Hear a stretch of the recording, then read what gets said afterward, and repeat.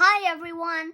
Today we'll be reading Rudolph the Red-Nosed Reindeer by Chelsea Resnick, illustrated by Ed Meyer. And I'm reading with Rudolph.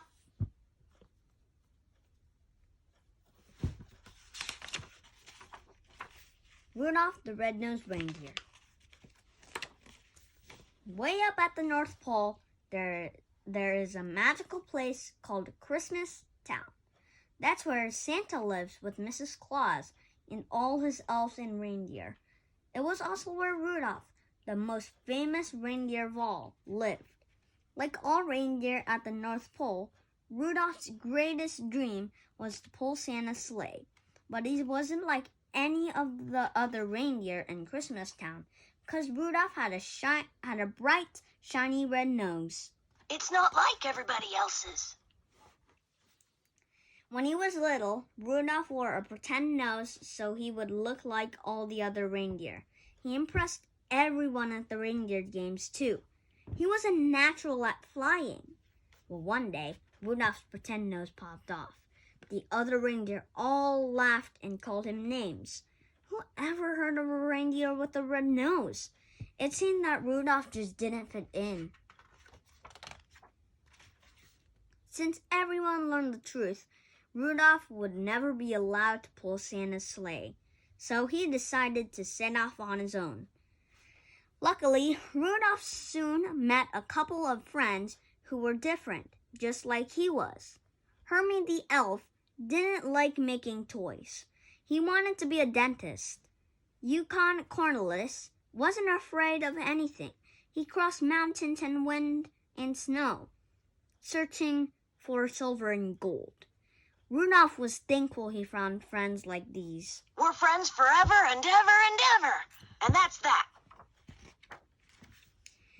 In the North Pole wilderness,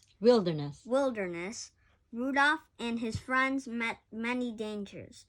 Most scary of all was a snow monster, the great bumble of the north. Unfortunately, Rudolph's shiny nose was easy from the bumble to spot.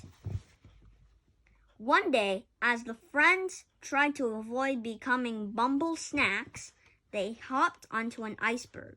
Soon they were drifting. When they landed, they were on the island of Misfit Toys, a mysterious place where the world's most unusual and unwanted toys came to live. Rudolph and his friends felt at home. Rudolph realized that he didn't mind being different. What's the matter with Misfits? That's where I fit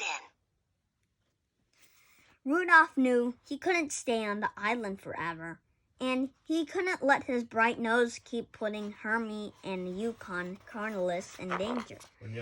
Cornelius in danger. The bumble would catch them all sooner or later.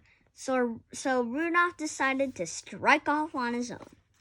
Time passed, and Rudolph grew and grew and grew. Now more grown up, Rudolph began to see that he couldn't keep running from his troubles. It was time to go home. He had to see his parents and, of course, the magical man himself, Santa Claus. Jingle, jingle, jingle. You will hear his sleigh bells ring. When Rudolph arrived home, he learned that his parents and his friend, Clarice, had gone looking for him and still hadn't returned. What if they were in danger? I'll find them all, Rudolph vowed. The first place he looked was the bumble's enormous cave. And oh no, sure enough, there was his mom, dad, and Clarice. This was a huge disaster. Oh no, how terrible. It was lucky that Hermie and Yukon Cornelius happened to pass the bumble's cave. Leaping into action, Hermie lured the bumble outside the cave by unking like a pig. As everyone knows, pigs are a bumble's most favorite treat. Then crash! Boom! Yukon Cornelius pushed a boulder onto the beast's giant head. With a bumble out cold, Hermie removed every one of its razor-sharp teeth. Rudolph sighed with relief. He was thankful he found friends like these. All for one and one for all.